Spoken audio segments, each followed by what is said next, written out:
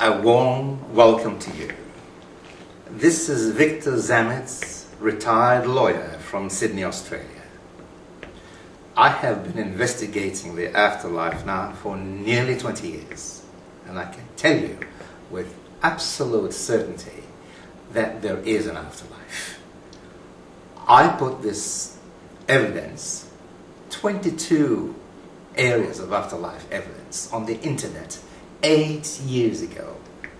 And to date, no one has been able to show why my evidence cannot be admissible. No scientists, no physicists, no biologists, no psychologists, just nobody has been able to show why the evidence is not right.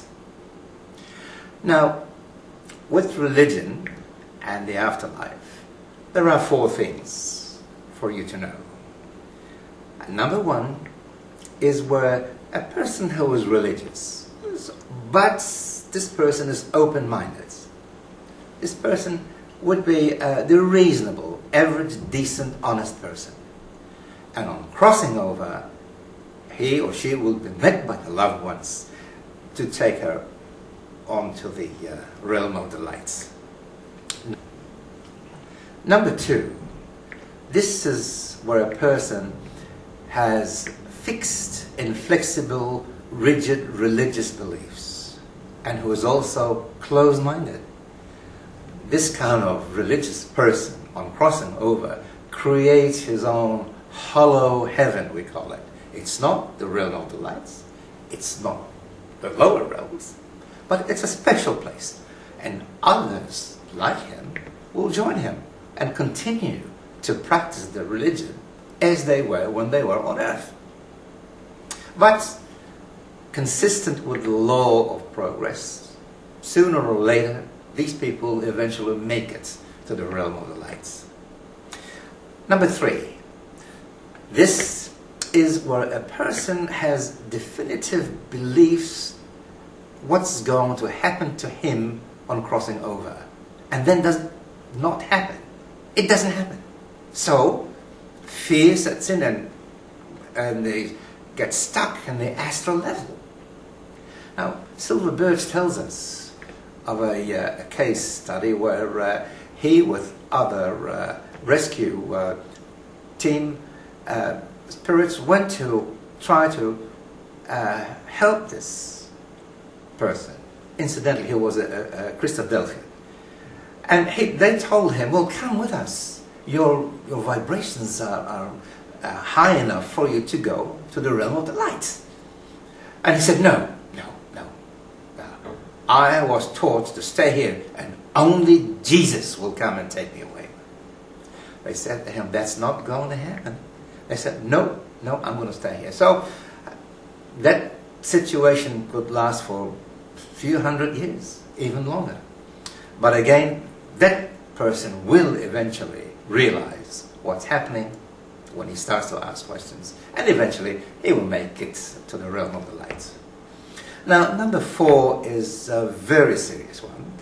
This is where you have a religious extremist who uses religion to hurt people, to be cruel to people, to maim and murder and massacre innocent people. What's going to happen to this guy on crossing over? Well, his vibrations would not be high enough for him to go onto the realm of the light because of the law of cause and effect. Everything we do on planet Earth has a repercussion on our etheric spiritual body. Good deeds increase our vibrations, the level of spirituality. Bad deeds, wicked deeds, cruel and horrible things will lower our vibrations.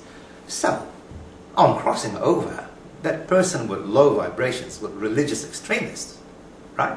His vibrations would be low and will be pulled down by the realm where the vibrations can accommodate this religious extremist vibrations. And that situation could stay there for hundreds, perhaps even thousands of years. But again, I have to say that consistent with the law of progress, that that person will start to feel remorse, be sorry for what he did, he or she of course, and eventually will go on to the realm of the lights. Now there are 4 things. 1, the open-minded religious person.